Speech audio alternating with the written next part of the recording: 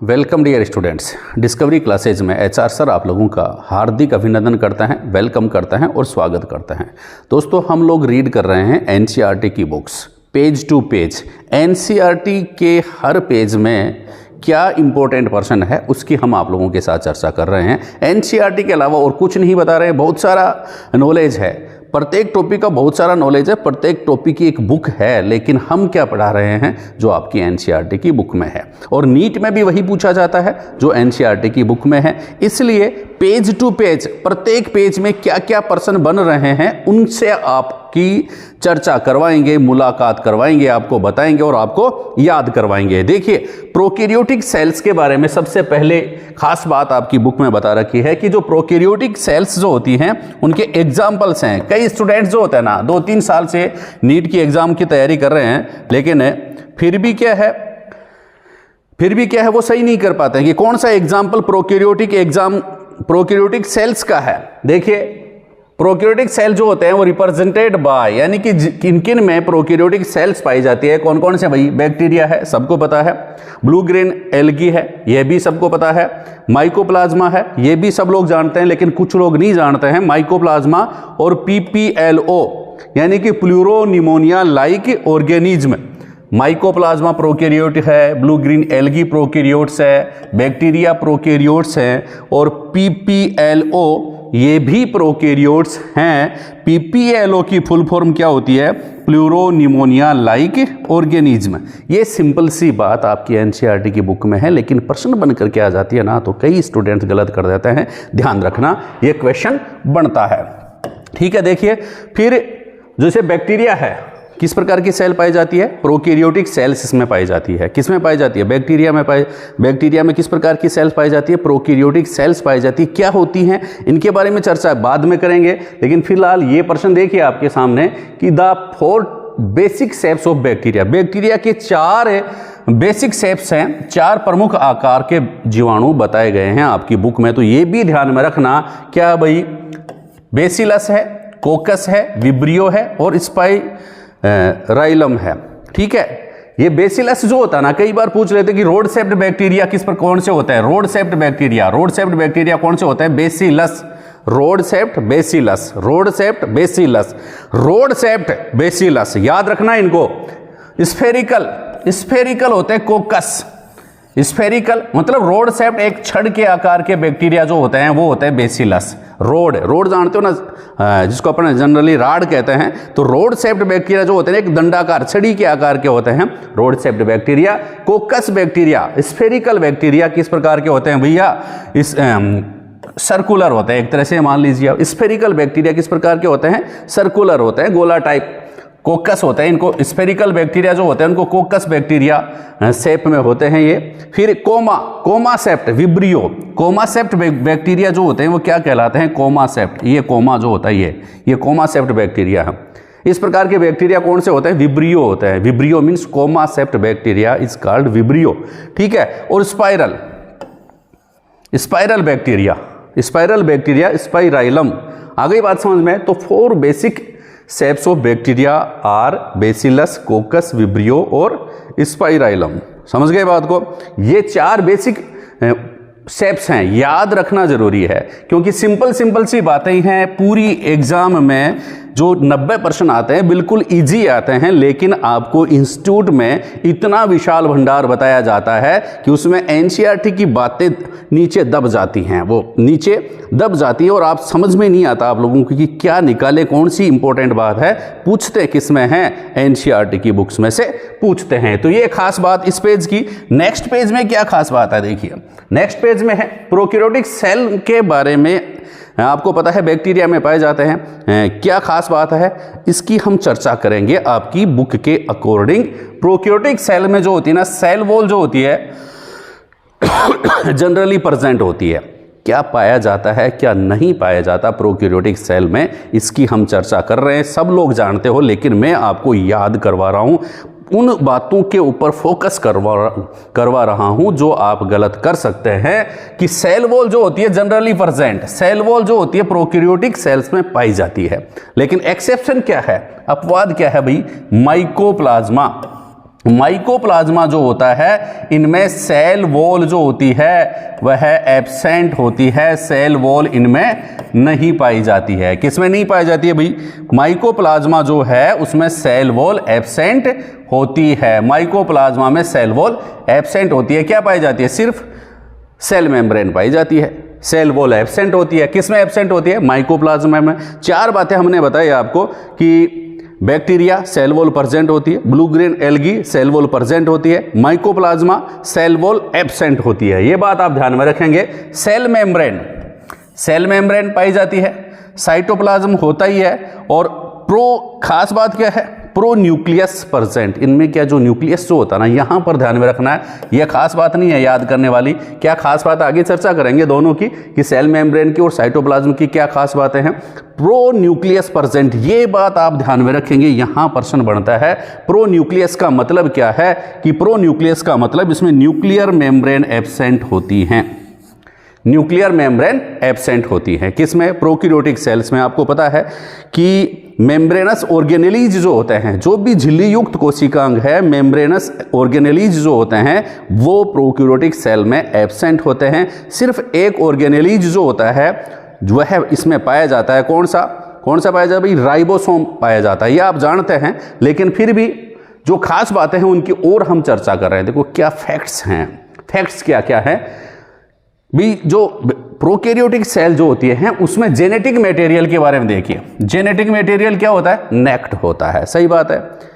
Genetic material naked का मतलब क्या होता है? ये जो बैक्टीरियल सेल है उसमें जो न्यूक्लियस है उसमें सर्कुलर जो डीएनए पाया जाता है उसके ये है न्यूक्लियर मेम्ब्रेन इनमें एब्सेंट होती है। इसलिए इस प्रकार का जेनेटिक मटेरियल क्या कहलाता है बच्चा? नेक्ट कहलाता है। सेल न्यूक्लियर एनवेलोप या न्यूक्लियर मेम्ब्रेन इनमें एब्सेंट होती है, और ये जो जेनेटिक मटेरियल है वह साइटोप्लाज्म में बिखरा रहता है। समझ गए बात को? फिर जेनेटिक मटेरियल की बात पूछ ले कि बैक्टीरिया में कितने क्रोमोसोम्स पाए जाते हैं। हाँ बताओ, बैक्टीरिया में कितने क्रोमोसोम्स पाए जाते हैं? नहीं पता ना, क्योंकि सिंपल सी बात है, ओनली सिंगल एक क्रोमोसोम्स पाया जाता है। रीड नहीं करते, आता नहीं है, क्योंकि हम रीड कहाँ करते हैं एनसीईआरटी को। ए सिंगल क्रोमोसोम्स, एक मात्र एक सिंगल क्रोमोसोम्स पाया जाता है बैक्टीरिया में, सिंगल क्रोमोसोम्स। बात ध्यान में रखेंगे। और वह क्रोमोसोम्स किस रूप में होता है? सर्कुलर डीएनए के रूप में पाया जाता है। सर्कुलर डीएनए, सिंगल क्रोमोसोम्स पाया जाता है, सर्कुलर डीएनए, वर्ताकार डीएनए है ना, सर्कुलर, इस प्रकार का डीएनए इसमें पाया जाता है। लेकिन इसके चारों तरफ जो न्यूक्लियर मेम्ब्रेन है यह एब्सेंट होती है, इसलिए जेनेटिक मटेरियल नेक्ड कहलाता है। याद रखना भैया। अब क्या है? सर्कुलर डीएनए जो है as genetic material present, circular DNA पाया जाता है जेनेटिक मटेरियल के रूप में। और खास बात क्या है?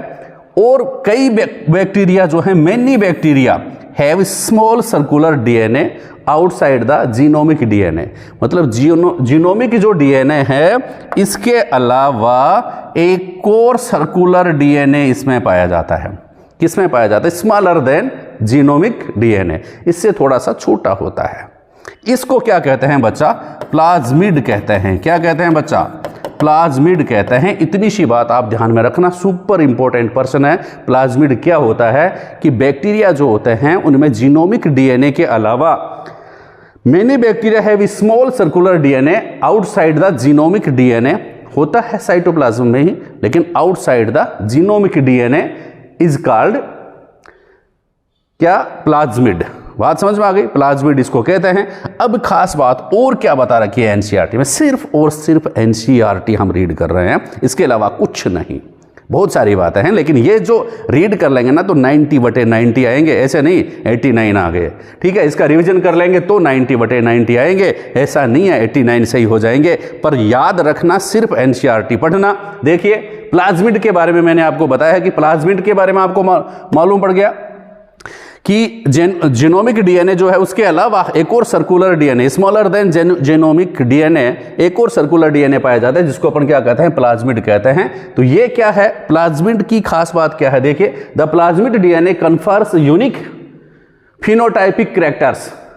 ये जो भी बैक्टीरिया जो होते हैं उनके लिए एक यूनिक फिनोटाइपिक कैरेक्टर रखता है। प्लाज्मिड में यूनिक फिनोटाइपिक और लाक्षणिक गुण इसमें विद्यमान रहता है, जिसके कारण टू सच बैक्टीरिया एज, जैसे रेसिस्टेंस टू एंटीबायोटिक्स, जो भी बैक्टीरिया को डिस्ट्रॉय करने के लिए औषधि लेते हैं, एंटीबायोटिक लेते हैं, उनके लिए ये अगर प्लाज्मिड में ऐसे जीन हो सकते हैं जो कि एंटीबायोटिक के प्रति रेसिस्टेंस अब उसको बनाते हैं। तो क्या खास बात होगी, रेसिस्टेंट टू एंटीबायोटिक्स, ये प्लाज्मिड का फंक्शन हो सकता है, ऐसे जीन इसमें पाए जाते हैं। अब नेक्स्ट देखिए क्या फंक्शन है, ये एक एक लाइन आपको पता था, रेसिस्टेंस टू एंटीबायोटिक्स ये कैरेक्टरिस्टिक्स प्लाज्मा में हो सकते हैं। इसके अलावा बायोटेक्नोलॉजी जो होती है उसमें भी प्लाज्मिड काम में हम लेते हैं।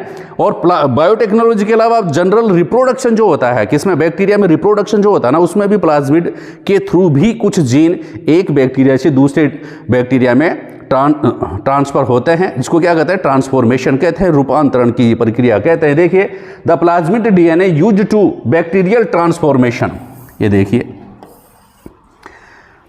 प्लाज्मिड डीएनए जो होता है ना वो किसमें काम में आता है, बैक्टीरियल ट्रांसफॉर्मेशन में। ये बात सही है क्या, ये से प्रश्न पूछ लेते हैं।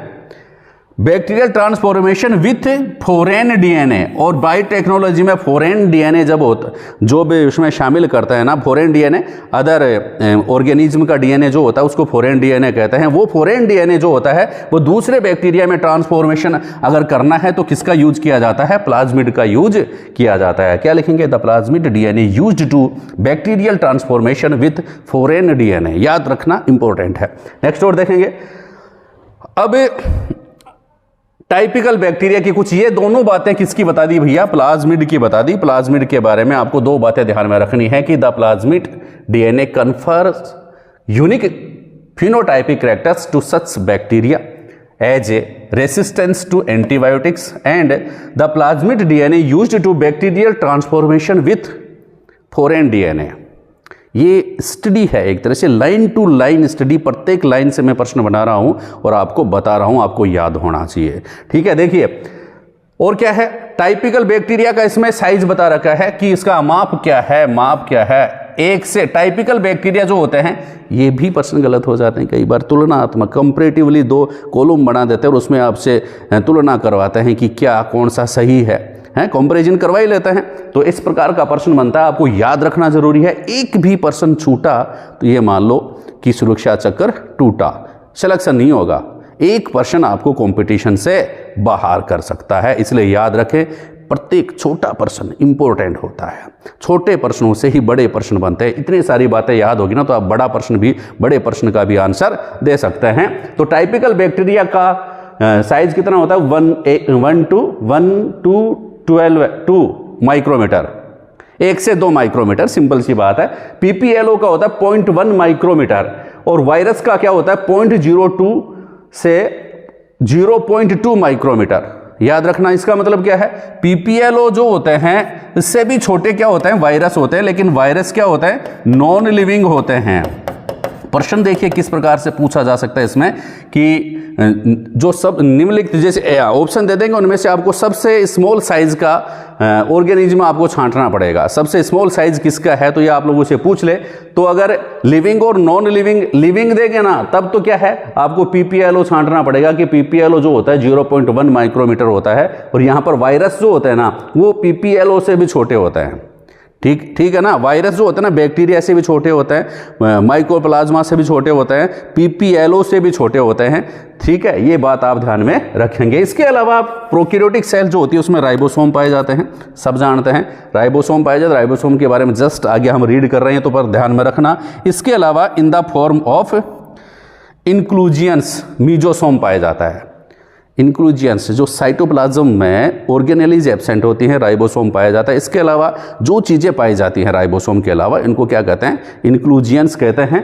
और मीजोसोम जो है इस प्रकार का इंक्लूजियन है। मीजोसोम के बारे में आपसे बहुत बढ़िया प्रश्न पूछा जाता है। मीजोसोम ध्यान में रखना, मीजोसोम क्या है बताइए। देखिए मीजोसोम क्या होता है, मीजोसोम के बारे में बता सकते हैं क्या होता है। मीजोसोम क्या होता है, infolding of cell membrane. Cell membrane जो है यह बैक्टीरिया है, बैक्टीरिया की ये इसमें क्या है, सर्कुलर डीएनए है, ये प्लाज्मिड है। और ये जो सेल मेम्ब्रेन जो है वो इस प्रकार से अंदर की तरफ क्या हो जाती है, इन्वर्जन इसमें हो जाता है। तो इस प्रकार का इंक्लूजियन बन जाता है, इनफोल्डिंग हो जाती है। Infolding of cell membrane is called mesosome. क्या कहलाता है? मीजोसोम कहलाता है। खास बात तो है ही भाई, मीजोसोम कहलाता है। मीजोसोम क्या होता है? Infolding of cell membrane. Simple सी बात है, लेकिन अगर आपने पढ़ी नहीं तो ये भी प्रश्न आपका गलत हो सकता है। नेक्स्ट और देखिए भाई, खास बात क्या है? अब prokaryotic cell envelope and its modification. Prokaryotic cell जो होती है उसका आवरण जो होता है, वहां से क्या प्रश्न बनेंगे, ये खास बात है। क्या क्या प्रश्न बन सकते हैं, ध्यान से इसको देखेंगे। सिंपल सी बात है, सेल वॉल पाई जाती है, सेल मेम्ब्रेन पाई जाती है, अरे भाई ये तो पाई जाती हैं, पर प्रश्न कैसे बनेगा जो आपका गलत हो सकता है? तो देखिए, सबसे बाहर ग्लाइकोकेलिक्स पाया जाएगा, फिर अंदर सेल वॉल पाई जाएगी, फिर सेल मेम्ब्रेन पाई जाएगी। लेकिन इतना ईजी नहीं है भाई, कुछ ना कुछ और ध्यान में रखना पड़ेगा। देखिए किस प्रकार के 3 मुख्यतः लेयर होती हैं, बता दिया मैंने। नंबर फर्स्ट ग्लाइकोकेलिक्स, सेल वॉल और सेल मेम्ब्रेन। ठीक है, आउटर मेम्ब्रेन कौन सी है इसकी? ग्लाइकोकेलिक्स। ठीक है, केमिकल कंपोजिशन बहुत इस प्रकार का होता है। सेल वॉल और सेल मेम्ब्रेन, इनर लेयर होती है सेल मेम्ब्रेन। लेकिन कुछ सेंटेंस आपको पूछ लेते हैं कि कौन सा सेंटेंस गलत है। इस प्रकार का सेंटेंस अगर पूछते हैं ना, तो थोड़ा बहुत अपने को क्या करना पड़ता है? एनसीईआरटी रीड करनी पड़ती है। और एनसीईआरटी रीड जब तक आप नोट्स रीड करेंगे, कैसी भी लैंग्वेज आ जाती है, लेकिन एग्जाम में लैंग्वेज कौन सी आती है? जो एनसीईआरटी में है, तो वही लैंग्वेज मैंने लिखी है। तीनों लेयर्स जो होती हैं टाइटली बाउंड होती है, ये एकदम राइट बात है भाई। ग्लाइकोकेलिक्स, सेल वॉल और सेल मेम्ब्रेन ये टाइटली बाउंड होती हैं। टाइटली क्या होती हैं बच्चा? बाउंड होती हैं। हैज डिस्टिंक्ट फंक्शन, और सबका क्या है? अलग अलग कार्य है। वैसे सब अपना अलग अलग काम करती है, टाइटली बाउंड होती हैं लेकिन काम अलग अलग करती हैं। ठीक है, और and act together as a single protective unit. और जब प्रोटेक्शन की बात आती है ना, किसकी? बैक्टीरिया की प्रोटेक्शन की बात आती है ना, तो तीनों एक साथ काम करती है। ठीक है ना, act together as a single protective unit. ठीक है, ये खास बात, तीनों बातें हैं, तीनों बातें आपकी सही हो जाएगी। सबका डिस्टिंक्ट फंक्शन है और सिंगल प्रोटेक्टिव यूनिट के रूप में ये काम करती हैं। Act together as a single protective unit, कोई खास बात नहीं थी, लेकिन याद रखना जरूरी है। देखिए glycocalyx, first layer glycocalyx differs in composition and thickness. कहने का मतलब जितने भी प्रकार के बैक्टीरिया होते हैं उनमें ये ग्लाइकोकेलिक्स है ना, वह डिफरेंट प्रकार के होते हैं, अलग अलग प्रकार इसके पाए जाते हैं। अलग अलग बैक्टीरिया में अलग अलग प्रकार का ग्लाइकोकेलिक्स पाया जाता है। किसमें? कॉम्पोजिशन, इनका कॉम्पोजिशन जो है वह अलग होता है, इनकी थिकनेस जो होती है वह अलग होती है। कहने का मतलब मुख्यतः 2 पार्ट्स में इसको अपन डिवाइड कर सकते हैं। एक तो स्लाइम लेयर, क्या कहते हैं इसको? स्लाइम लेयर कहते हैं। और दूसरी लेयर जो होती है उसको अपन क्या कहते हैं? कैप्सूल। एक ही लेयर है, ग्लाइकोकेलिक्स के 2 नाम है। स्लाइम लेयर कब कहेंगे? ए लूज शेथ, जब बैक्टीरिया की जो ये लेयर है एक लूज शेथ के रूप में होती है, ढीली ढाली बंधी हुई रहती है, तब इसको हम क्या कहते हैं? स्लाइम लेयर कहते हैं। सिंपल सी बात है। एग्जाम्पल भी बहुत सारे हैं कि इस बैक्टीरिया में स्लाइम लेयर पाई जाती है और इस बैक्टीरिया में क्या पाई जाती है? कैप्सूल पाया जाता है। लेकिन आपकी एनसीईआरटी में नहीं है, इसलिए नहीं बताएंगे तो एक पूरी बुक और बन जाएगी, क्योंकि बैक्टीरिया की भी एक अलग से बुक चलती है, आपको पता है। और पूरी बुक आपको पढ़ाएंगे तो फिर क्या जूलॉजी पढ़ोगे क्या? फिजिक्स नहीं पढ़ोगे क्या? केमिस्ट्री नहीं पढ़ोगे क्या? बॉटनी नहीं पढ़ोगे क्या? बहुत सारी बातें हैं, लेकिन एनसीईआरटी में क्या है वो ही आपको बता रहे हैं। Slime layer a loose sheath, it is called slime layer. जब ग्लाइकोकेलिक्स लूज शेथ के फॉर्म में होता है तब इसको अपन क्या कहते हैं? स्लाइम लेयर कहते हैं। इट में बी थिक एंड टफ, जब ग्लाइकोकेलिक्स जो होता है थिक एंड टफ होता है तब इसको अपन क्या कहते हैं? कैप्सूल कहते हैं।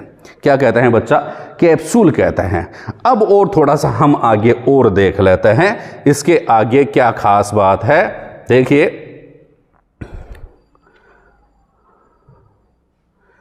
और हम देखते हैं इसके बाद क्या खास खास बातें आपकी बुक में हैं।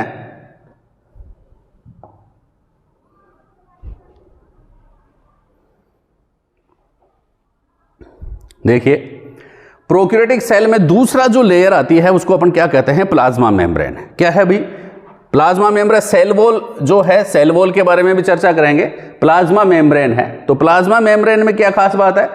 सब जानते हैं, ये फंक्शन नॉर्मल है प्लाज्मा मेम्ब्रेन, चाहे किसी की भी हो, प्रोकैरियोट्स की हो चाहे यूकैरियोटिक्स की हो। पहला काम क्या है? पर एग्जाम में आ जाता है ना कई बार कि विच सेंटेंस इज रॉन्ग, कोई कौन सा सेंटेंस जो है वह गलत है, तो ये पूछ लें कि प्रोकैरियोटिक सेल की जो प्लाज्मा मेम्ब्रेन है वो सिलेक्टिवली परमिएबल होती है। तो ये डाउट होने लग जाता है कि यार प्रोकैरियोटिक की सिलेक्टिवली परमिएबल होगी क्या नहीं होगी, पढ़ लेना तो ये कंफ्यूज नहीं होता। तो क्या खास बात है, सिलेक्टिवली परमिएबल, सिलेक्टिवली परमिएबल होती है। नेक्स्ट क्या फंक्शन है इसका, this membrane is similar structurally to that of the eukaryotes. मतलब क्या है कि प्रोकैरियोटिक की जो सेल मेम्ब्रेन है ना, मैंने लिखा क्यों है, ज़्यादा इंपॉर्टेंट नहीं है लेकिन फिर भी बताना जरूरी है भाई, ये लाइन में ये पर्सन भी बनता है। आप लोगों से पूछ ले क्या प्रोकैरियोटिक सेल जो होती हैं उनकी प्लाज्मा मेम्ब्रेन और यूकेरियोटिक सेल की प्लाज्मा मेम्ब्रेन दोनों डिफरेंट होती हैं क्या, दोनों में कुछ अंतर होता है क्या? नहीं भैया, आप कहेंगे स्ट्रक्चरली दोनों क्या होती हैं, सेम टू सेम होती हैं। बात समझ में आ गई। प्रोकैरियोटिक्स की सेल मेम्ब्रेन और यूकेरियोटिक्स की सेल मेम्ब्रेन दोनों क्या होती हैं, सेम टू सेम होती है, कोई चेंज नहीं होता किसमें, स्ट्रक्चरली। समझ गए, similar structurally to that of the eukaryotic cells. अब तीसरी खास बात यूकेरियोटिक सेल की कौन सी भाई, मीजोसोम। मीजोसोम से आपके प्रश्न बनते हैं। मीजोसोम की फर्स्ट इंपॉर्टेंट लाइन क्या है कि जैसे जनरली मैंने क्या कहा था मैंने ये कहा था कि जो प्रोकैरियोटिक सेल्स जो होती हैं उनमें मेम्ब्रेनस स्ट्रक्चर एब्सेंट होते हैं, ठीक है ना। लेकिन एक ऐसा स्ट्रक्चर मेम्ब्रेनस स्ट्रक्चर जो प्रोकैरियोटिक सेल में पाया जाता है, खास बात ध्यान में रखना, ये शब्द जो इंपॉर्टेंट है, मेम्ब्रेनस स्ट्रक्चर, ठीक है, क्या है, मीजोसोम। मीजोसोम क्या है, मेम्ब्रेनस स्ट्रक्चर है, किस में पाया जाता है, प्रोकैरियोटिक सेल्स में पाया जाता है। लेकिन दूसरी लाइन और ध्यान में रखेंगे, it is formed by the extension of plasma membrane into the cell. Extension मैंने बताया था पहले भी, ये बैक्टीरिया है, बैक्टीरिया प्रोकैरियोटिक सेल है और इसमें ये प्लाज्मा मेम्ब्रेन है, ये इसका क्या है, सर्कुलर डीएनए है, ये प्लाज्मिड है। तो ये जो मेम्ब्रेन है यह इस प्रकार से इसके अंदर क्या हो जाए, एक्सटेंशन हो जाए, इसका अंदर की तरफ एक्सटेंशन, बाहर की तरफ। जैसे एक्सटेंशन का अपन समझते हो कि बाहर की ओर हो रहा होगा, नहीं, साइटोप्लाज्म में एक्सटेंशन हो जाता है, तो इसको अपन क्या कहते हैं, मीजोसोम कहते हैं। और मीजोसोम जो कई फॉर्म में एक्सटेंशन होना है, वो किसी भी रूप में हो जाए, ये ऐसे भी हो सकता है, ठीक है, ये एक्सटेंशन ऐसे भी हो सकता है, ठीक है। तो कई प्रकार के होते हैं, वेसिकल्स में के रूप में भी हो सकता है, फॉर्म्स ऑफ मीजोसोम। मीजोसोम्स के कौन कौन सी फॉर्म्स के रूप में नहीं पाया जाता, सुपर इंपॉर्टेंट पर्सन है। मीजोसोम के फॉर्म्स कौन कौन से हैं, किस प्रकार का एक्सटेंशन प्लाज्मा मेम्ब्रेन कर सकती है, तो ये मुरारी लाल का टीवी ध्यान में रखना, M बराबर LTV, M बराबर LTV, यानी कि मीजोसोम जो होता है वो किस किस रूप में पाया जाता है, लेमेली के रूप में भी पाया जाता है, ट्यूबल्स के रूप में भी पाया जाता है और वेसिकल्स के रूप में भी पाया जाता है। वेसिकल्स, ट्यूबल्स और लेमेली, तीन प्रकार का फॉर्म्स ऑफ मीजोसोम की तीन फॉर्म्स हैं, फॉर्म्स ऑफ मीजोसोम और एक्सटेंशन। मतलब प्लाज्मा मेम्ब्रेन तीन प्रकार के एक्सटेंशन कर सकती है। एक तो वेसिकल्स के रूप में, पुट्टिकाओं के रूप में। वेसिकल्स क्या होते हैं, इस प्रकार ये सेल मेम्ब्रेन है तो इस प्रकार ये वेसिकल्स हो गई, पुट्टिका वेसिकल्स के रूप में हो सकती हैं। या फिर क्या है, ट्यूबल्स के रूप में, ट्यूबल्स नलिकाएं होती हैं, इस प्रकार का एक्सटेंशन हो सकती है। लेमेली पट्टिकाएं होती हैं, इस प्रकार के एक्सटेंशन ये इस प्रकार से कर सकती है, एक्सटेंशन इस प्रकार का। तो पट्टिकाएं तीन प्रकार की एक्सटेंशन ये कर सकता है, तीन रूप में मीजोसोम्स पाया जा सकता है। कौन कौन से रूपों में, वेसिकल्स के रूप में, ट्यूबल्स के रूप में और लेमेली के रूप में। SP है, SI है, ये पर्सन SI का मतलब सुपर इंपॉर्टेंट पर्सन है, क्योंकि चौथा जो ऑप्शन होगा उसमें कुछ अलग ऑप्शन होगा, इसलिए गलत मत कर देना, क्वेश्चन बनता है। बता दिए आपको बात। मीजोसोम क्या है, एक ये मेम्ब्रेनस स्ट्रक्चर है। मीजोसोम किससे फॉर्म होता है, प्लाज्मा मेम्ब्रेन से फॉर्म होता है। ऐसे मत कह देना कि न्यूक्लियर मेम्ब्रेन तो होती ही नहीं है, ठीक है ना, राइबोसोम होता है लेकिन उससे बनता नहीं है, ठीक है, ये खास बात ध्यान में रखेंगे। अब नेक्स्ट बात और देखिए, नेक्स्ट बात क्या है कि फंक्शन ऑफ मीजोसोम, ये भी सुपर इंपॉर्टेंट पर्सन है। एनसीईआरटी की बुक का फंक्शन है, एनसीईआरटी की बुक का फंक्शन ये जो है, ये टॉपिक जो है वो इम्पोर्टेंट है और ये फंक्शन म्यूजोसोम्स के जो होते हैं वो एग्जाम में पूछे जाते हैं। स्टूडेंट्स जो होते हैं वो नोट्स में ढूंढते रहते हैं, इतने सारे फंक्शंस वहाँ बताते नहीं है और आपका प्रश्न गलत हो जाता है। क्या क्या फंक्शंस हैं? सेल वॉल फॉर्मेशन, पता था क्या? म्यूजोसोम का काम है सेल वॉल का फॉर्मेशन करना। सेल वॉल का, बैक्टीरिया जो होते हैं उसकी सेल वॉल का फॉर्मेशन किसके द्वारा होता है? तो आप बताएंगे म्यूजोसोम के द्वारा होता है। डीएनए रेप्लिकेशन में भी ये भूमिका निभाता है, डीएनए रेप्लिकेशन भी इसका फंक्शन है, पता था? डीएनए रेप्लिकेशन है ना, डीएनए रेप्लिकेशन करने के बाद एंड डिस्ट्रीब्यूशन किसका? डीएनए का डिस्ट्रीब्यूशन करेंगे टू द डॉटर सेल्स। ठीक है, प्रोजेनी जो बनता है बैक्टीरिया का, डॉटर सेल्स जो बनती है बैक्टीरिया की, उसमें डीएनए का डिस्ट्रीब्यूशन करने का कार्य म्यूजोसोम का है। क्या खास बात है, याद रखना। नेक्स्ट, आल्सो हेल्प्स इन, ये मुख्य कार्य है लेकिन इनमें भी एक हेल्प करता है। रेस्पिरेशन जो होता है इसमें भी ये कार्य करता है। माइटोकॉन्ड्रिया तो होता ही नहीं है लेकिन मीजोसोम जो होता है वो रेस्पिरेशन इसमें कर रहा है। फिर सीक्रेशन प्रोसेस, कुछ सीक्रेट करना हो तो सीक्रेशन प्रोसेस में भी इसकी भूमिका होती है। एंड जो सरफेस एरिया जो होता है प्लाज्मा मेम्ब्रेन का, यह भी ये बढ़ाता है। और एंजाइमेटिक कंटेंट जो होता है इनके में भी इसकी भूमिका होती है, ये भी यह बढ़ाता है। और खास बात देखिए, प्रोक्यूरियोटिक कोशिका की खास बात देखिए, साइनोबैक्टीरिया आपने पढ़ा होगा। साइनोबैक्टीरिया में बैक्टीरिया तो रीड कर लिया अपन ने। साइनोबैक्टीरिया जो होते हैं उनमें भी खास बात क्या है? क्रोमेटोफोर्स पाई जाती है। ये भी प्रोक्यूरियोटिक सेल है। साइनोबैक्टीरिया भी प्रोक्यूरियोटिक सेल्स हैं और इनमें क्रोमेटोफोर पाए जाते हैं। ये सुपर इंपॉर्टेंट प्रश्न है भैया, यहां पर भी प्रश्न बन रहा है। 90% आपकी एनसीईआरटी की बुक्स में से आएंगे। जहां मैंने क्वेश्चन मार्क्स लगा रखे हैं वो क्वेश्चन पूछे जाएंगे, वो नहीं पूछे जाएंगे तो कोई प्रश्न नहीं पूछा जाएगा, ये मेरी गारंटेड बात है। उस टॉपिक में से यहां पर ये प्रश्न बनता है। क्रोमेटोफोर्स जो होते हैं वो किन में पाए जाते हैं? पहले तो आप बताएंगे साइनोबैक्टीरिया में पाए जाते हैं। किस में पाए जाते हैं? साइनोबैक्टीरिया में। क्या पाए जाते हैं? क्रोमेटोफोर्स पाए जाते हैं। क्या होता है उसमें? कंटेंट क्या होते हैं? तो आप बताएंगे पिगमेंट्स होते हैं। क्या होते हैं? पिगमेंट्स। क्लोरोप्लास्ट नहीं पाया जाता है। क्लोरोप्लास्ट जो होता है उसमें क्लोरोफिल पाया जाता है, लेकिन यहां पर पिगमेंट जो पाए जाते हैं वो साइनोबैक्टीरिया में किस में पाए जाते हैं? क्रोमेटाफोर्स में पाए जाते हैं। क्रोमेटाफोर्स में पिगमेंट्स पाए जाते हैं, साइनोबैक्टीरिया में क्रोमेटाफोर्स पाए जाते हैं। ये भी मेम्ब्रेनस एक्सटेंशन है, ये भी खास बात ध्यान में रखेंगे। मीजोसोम भी मेम्ब्रेनस एक्सटेंशन है और क्रोमेटोफोर्स भी मेम्ब्रेनस एक्सटेंशन है। क्या करते हैं? कंटेंस पिगमेंट, विभिन्न प्रकार के पिगमेंट जो होते हैं उनमें पाए जाते हैं ना। कंटेंट पिगमेंट्स याद रखेंगे। क्रोमेटोफोर्स का फंक्शन क्या है? Content pigments. ठीक है, किस में पाए जाते हैं? साइनोबैक्टीरिया में पाए जाते हैं। ठीक है, क्या है ये? मेम्ब्रेनस एक्सटेंशंस हैं। ये खास बातें 3 आपकी एनसीईआरटी की। एचआर सर का कुछ नहीं है, आपको बता रहे हैं एचआर सर किस प्रकार से आपको बायोलॉजी रीड करनी है। ठीक है, नेक्स्ट और देखिए, बैक्टीरिया 2 प्रकार के होते हैं, आपको बताया।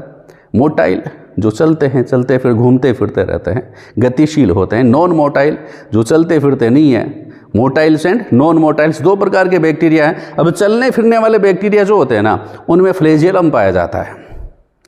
क्या पाया जाता है? फ्लैजेलम। फ्लैजेलम भी 1 या 2 या 4 एक साइड में पाया जाए उसको क्या कहेंगे? पीछे पाया जाए उसको क्या कहेंगे? कई प्रकार के हैं लेकिन एनसीईआरटी में नहीं है बउआ, आते नहीं है पांडे जी, एनसीईआरटी में है ही नहीं। वैसे तो बहुत सारे हैं, मैं बता दूंगा आपको, बहुत सारे 5-7 प्रकार के किसके आधार पर? फ्लैजेलम के आधार पर अपन बैक्टीरिया के टाइप्स बता देंगे, लेकिन है ही नहीं ना, क्यों बताएंगे? अपन पहले जो हैं वो तो कंफर्म याद कर लें।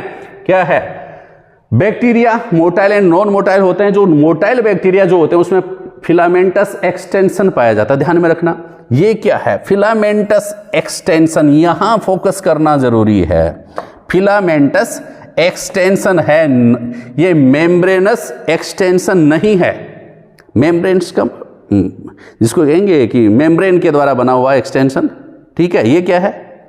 फिलामेंटस। फिलामेंट पाया जाता है, कोई तंतु पाया जाता है, कोई रोड पाई जाती है इसमें। ठीक है ना, चाहे वो फ्लैजिलेन प्रोटीन के वो जो फिलामेंट जो होता है ना, वो इसमें फ्लैजिलेन प्रोटीन जो होता है उसका ये बने होते हैं जनरली, लेकिन इनमें कुछ अलग प्रकार के सब बता नहीं रखा है। ठीक है ना, फ्लैजेला। तो ये किसी विशेष प्रोटीन के बने होते हैं, इसलिए इसको अपन क्या कहेंगे, फिलामेंटस एक्सटेंशन। फिलामेंटस एक्सटेंशन पाए जाते हैं। कौन कौन से फिलामेंटस एक्सटेंशन है बैक्टीरिया में, देखिए फ्लैजेला, पिलाई और फिम्ब्री, समझ गए। 3 प्रकार के फिलामेंटस एक्सटेंशन है। मेम्ब्रेनस एक्सटेंशन में क्या क्या पढ़ा आपने पढ़ा मीजोसोम, मेम्ब्रेनस एक्सटेंशन है, और क्या पढ़ा, क्रोमेटोफोर, मेम्ब्रेनस एक्सटेंशन है। 2 मेम्ब्रेनस एक्सटेंशन आपने पढ़ा है। और फिलामेंटस एक्सटेंशन कौन से हैं, फ्लैजेला, ठीक है, पिलाई एंड फिम्ब्री। अब दोनों में क्या खास बात ध्यान में, फ्लैजेला की खास बात है, कोई ज़्यादा आपके बुक में नहीं बता रखा है, अलग से फ्लैजेलम अपन रीड करेंगे तब इसमें बताएंगे कि बैक्टीरिया शो ए रेंज इन नंबर। मैंने कहा था कि बहुत सारी इनमें क्या एक रेंज में खूब सारे फ्लैजेला भी पाए जाते हैं, 2 भी पाए जाते, 2 से अधिक भी पाए जाते, 4 पाए जाते, एक सिरे में पाए जाते, दूसरे सिरे में पाए जाते, सिर्फ एक सिरे में पाए जाते, साइड में पाए जाते हैं, ठीक है। कई प्रकार के फ्लैजेलम का अरेंजमेंट कई प्रकार का होता है। अरेंजमेंट भी एक बता दिया, देखो रेंज भी अलग अलग, कई प्रकार की, छोटी बड़ी, ठीक है ना। और अरेंजमेंट भी इनका डिफरेंट टाइप के बैक्टीरिया में पाया जाता है, ठीक है। तो इनके 3 पार्ट हैं, ध्यान में रखना। फिलामेंट लंबा पार्ट इस प्रकार का फ्लैजेलम होता है, आपको पता है, ये बैक्टीरिया है महाराज, और ये बैक्टीरिया जो होता है इसमें से इस प्रकार का फ्लैजेलम लगता है, ये फिलामेंट हो गया। फिर यहाँ पर हुक पाया जाता है और यहाँ पर बेसल बॉडी पाई जाती है। इस प्रकार का सिस्टम होता है, फिलामेंटस, हुक और बेसल बॉडी, बीबी, ठीक है। ये इस प्रकार का स्ट्रक्चर पाया जाता है। सिंपल सी बात है, लेकिन आप 3 नाम ध्यान में रखना, फिलामेंट, हुक और बेसल बॉडी, ठीक है ना। फिलामेंट, हुक, यहाँ पर हुक की जगह कई नेक कर देते हैं, गलत मत कर देना भैया। फिलामेंट, हुक और बेसल बॉडी, ठीक है। ये किसके पार्ट हैं, फ्लैजेला, ठीक है, या फ्लैजेलम। आप देखिए पिलाई, ये खास बात है, इनमें ध्यान में रखना, गलत हो जाता है, ठीक है। ये एज ए सेक्स ऑर्गन भी बैक्टीरिया में काम करते हैं, ये ध्यान में रखना, पिलाई, समझ गए। इलोंगेटेड होते हैं, ट्यूबुलर होते हैं, इलोंगेटेड ट्यूबुलर स्ट्रक्चर, ये खास बात ध्यान रखेंगे कि प्रोकैरियोटिक सेल्स में या बैक्टीरिया में इलोंगेटेड ट्यूबुलर स्ट्रक्चर क्या कहलाता है, ये ध्यान में रखना। तो पिलाई बताएंगे, फिम्ब्री मत कर देना, फ्लैजेला मत कर देना। फ्लैजेला क्या है, फ्लैजेलम तो क्या होता है कि लॉन्ग फिलामेंट लाइक स्ट्रक्चर हो जाएगा, ये लॉन्ग काफी लंबा होता है, ये भी इलोंगेटेड होता है लेकिन ट्यूबुलर स्ट्रक्चर है, ट्यूबुलर। ये फिलामेंटस में देखिए, ये फिलामेंटस हो गया, फिर फ्लैजेला फिलामेंटस होता है। और ट्यूबुलर का मतलब क्या होता है, इस प्रकार से होता है ये ट्यूबुलर, बात समझ में आ गई। ट्यूबुलर नलिका के रूप में होगा, tubular, elongated tubular structure made of special protein, ठीक है ना। स्पेशल प्रोटीन पाया जाते हैं, वैसे एनसीईआरटी में नहीं है, लेकिन आपको पता है पाइलिन प्रोटीन का ये बना होता है, समझ गए बात को। लेकिन इसमें नहीं, आप देख स्पेशल प्रोटीन का बना होता है ये, स्पेशल प्रोटीन, ठीक है। फ्लैजेला में फ्लैजिलिन प्रोटीन पाया जाता है, इसमें पाइलिन प्रोटीन पाया जाता है, लेकिन आपके एग्जाम में या एनसीईआरटी की बुक में है नहीं, इसलिए आप ध्यान में रखेंगे स्पेशल प्रोटीन का बना होता है। इलोंगेटेड ट्यूबुलर स्ट्रक्चर आए तो PILI पे टिक लगाएं, सीधी सी बात है। फिर फिम्ब्री क्या है, स्मॉल ब्रिस्टल लाइक फाइबर, ये सेंटेंस ध्यान में रखना। स्मॉल ब्रिस्टल लाइक फाइबर जो होता है, ब्रिस्टल लाइक, ब्रुश एकदम पतले, स्मॉल होते हैं, ब्रिस्टल लाइक फाइबर जो होते हैं वो फिम्ब्री कहलाते हैं, झालर है, ठीक है, जिसको झालर भी कहते हैं। Sprouting out of the cell, cell से बाहर निकले हुए, ठीक है, फिम्ब्री। या इसमें 2 शब्द ध्यान में रखें, इलोंगेटेड ट्यूबुलर स्ट्रक्चर आए तो पिलाई कर देना, और स्मॉल ब्रिस्टल लाइक फाइबर आए तो क्या कर देना, फिम्ब्री कर देना। ये याद रखना जरूरी है, बार बार रिवीजन करना है इसका, याद नहीं रहेगा ना तो गलत हो जाएगा भाई पर्सन।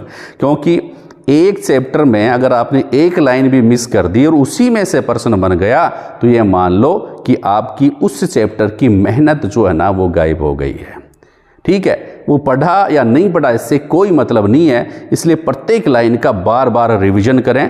पढ़ेंगे ना तो ही याद होंगे, रिवीजन करेंगे ना तो परमानेंट मेमोरी में याद होंगे, ठीक है। रिवीजन मस्ट है, वरना सब डस्ट है, ठीक है। नेक्स्ट और देखेंगे अब आप कि फिम्ब्री और फिलाई जो है उसके क्या फंक्शन है। अटैच टू बैक्टीरिया, ये क्या काम करता है, देखो जनरली फिम्ब्री की अपन बात कर रहे हैं, ये क्या करता है, अटैच टू बैक्टीरिया, दूसरे बैक्टीरिया जो होते हैं उनसे जुड़ने का काम करता है। दोनों ही रॉक्स, बैक्टीरिया से जुड़ने का काम करेंगे रॉक्स, से जुड़ने का काम करेंगे और होस्ट टिश्यू जो होता है ना उनसे जुड़ने का काम करते हैं कौन, फिम्बरी एंड पिलाई। बात समझ में आ गई? क्या फंक्शन होता है, कोई भी बैक्टीरिया है उससे जुड़ जाएंगे, ठीक है, कोई चट्टान जो है, कोई भी सब्सटेंस जो है उसके ऊपर चिपक जाएंगे, ठीक है, और होस्ट टिश्यू जो होगा उसके साथ चिपक जाएंगे। तो ये इस चिपकने का कार्य किसके द्वारा किया जाता है, फिम्बरी और पिलाई के द्वारा। अब देखिए राइबोसोम, आपको सबको पता है, सिंपल, राइबोसोम का बहुत सारा वर्णन है। मैं क्या करूँ, राइबोसोम जो है उसके भी 4-5 पेज या 8-10 पेज आप भर सकते हैं, लेकिन एनसीईआरटी में क्या है, ये खास बात है। राइबोसोम जो होता है, in prokaryotic ribosome are associated with the plasma membrane of the cell. ये इंपॉर्टेंट लाइन है, आपको पता होगा, पता था क्या भाई, इंपॉर्टेंट लाइन है। मैं क्या कर रहा हूँ, इंपॉर्टेंट लाइन है। क्यों इंपॉर्टेंट है, क्योंकि यहाँ पर यह लिख रखा है कि प्रोकैरियोटिक सेल्स जो होती हैं उनमें राइबोसोम जो होता है वह प्लाज्मा मेम्ब्रेन से चिपका रहता है, साइटोप्लाज्म में नहीं पाया जाता। ये भी खास बात है क्या, देखिए साफ लिख रखा है, in prokaryotes ribosomes are associated with the plasma membrane of the cell. Plasma membrane of the cell, plasma membrane जो सेल की जो प्लाज्मा मेम्ब्रेन है उसके साथ एसोसिएटेड रहता है, ठीक है। और इसकी साइज ध्यान में रखना, गलत नहीं है, 15 nm to 20 nm। बात समझ में आ गई, 50 to 20 nm ध्यान में रखेंगे। nm है, mm मत लिख देना, ठीक है, गलत नहीं होना चाहिए। तीसरी बात क्या है, इसकी सब यूनिट्स होती हैं। किस प्रकार का राइबोसोम पाया जाता है, आपको पता है 70S प्रकार के राइबोसोम पाए जाते हैं प्रोकैरियोट्स में, और 80S प्रकार के राइबोसोम पाए जाते हैं किसमें, यूकैरियोट्स में। सब यूनिट्स जो होती हैं 70S की वो 30 and 50 होती हैं, और 80S जो RNA है उसकी 40 and 60 होती हैं, आपको पता होगा। सिंपल सी बात है, इसकी सब यूनिट्स होती है, और भी इसकी सब यूनिट्स होती हैं, लेकिन आपकी एनसीईआरटी में नहीं है, क्या करें, ठीक है ना। अब देखेंगे पॉलीराइबोसोम क्या होता है, बहुत बार एग्जाम्स में पूछा जाता है पॉलीराइबोसोम क्या होता है। बताइए भैया पॉलीराइबोसोम क्या होता है। जब mRNA जो होता है, मैसेंजर RNA है ना, मैसेंजर RNA जो होता है उसके ऊपर राइबोसोम चिपक जाता है ना, खूब सारे राइबोसोम की यूनिट्स चिपक जाती हैं, तो जो लंबा राइबोसोम जैसे मान लो कि एक धागा है उसके ऊपर खूब सारे आपने टोफी चिपका दी हैं, तो वह पॉलीराइबोसोम बन जाएगा, पॉली टोफी बन जाएगी ना, यहाँ पर पॉलीराइबोसोम बन जाएगा, ठीक है। मेनी राइबोसोम, कई राइबोसोम जो जुड़ जाते हैं जब mRNA से जुड़ जाते हैं तो इसको अपन क्या कहते हैं बच्चा, पॉलीराइबोसोम या पॉलीसोम कहते हैं। इसको पॉलीसोम भी कहते हैं, पॉलीसोम ध्यान में रखना। पॉलीसोम मतलब पॉलीराइबोसोम, और सार्कोसोम मतलब क्या होता है, नहीं पता, याद रखना, अभी मसल्स जाएंगे ना उसमें सार्कोसोम भी आपको बताएंगे, तो कन्फ्यूज मत होना। ट्रांसलेट mRNA टू प्रोटीन्स, ये पॉलीसोम जो होता है ना, इसके बाद क्या होता है, mRNA से किसका फॉर्मेशन हो जाता है, प्रोटीन का फॉर्मेशन हो जाता है। ये बात ध्यान में रखेंगे, mRNA को प्रोटीन में बदलने के लिए पॉलीसोम बनता है, समझ गए ना। mRNA से क्या बनता है, प्रोटीन का फॉर्मेशन होता है, ठीक है ना। और इससे पहले क्या बनता है, पॉलीसोम बनता है। mRNA के ऊपर खूब सारे राइबोसोम चिपक जाते हैं प्रोटीन सिंथेसिस करने के लिए। मुख्य फंक्शन आपको पता है राइबोसोम का फंक्शन क्या है, प्रोटीन सिंथेसिस करना। अब लास्ट पॉइंट प्रोकैरियोटिक सेल्स का आपके बचा है कि गैस वैक्यूल्स, ये आपको पता नहीं होगा और यह पर्सन भी इंपॉर्टेंट है। Gas vacuoles are found in, ये सिंपल सा पर्सन बन गया।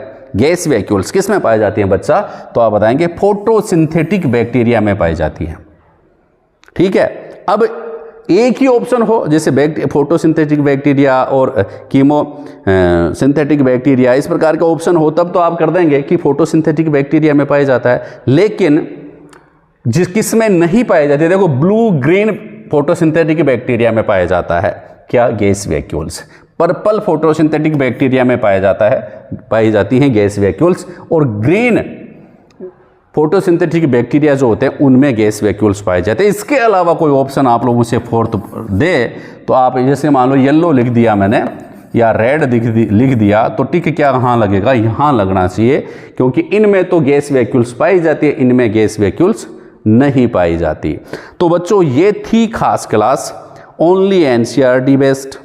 ठीक है, आपको समझ में आई होगी। नेक्स्ट क्लास यूकेरियोटिक सेल्स के बारे में आप लोगों के लिए लेकर के आएंगे। आप तब तक पढ़ते रहें, आगे बढ़ते रहें। थैंक यू, धन्यवाद।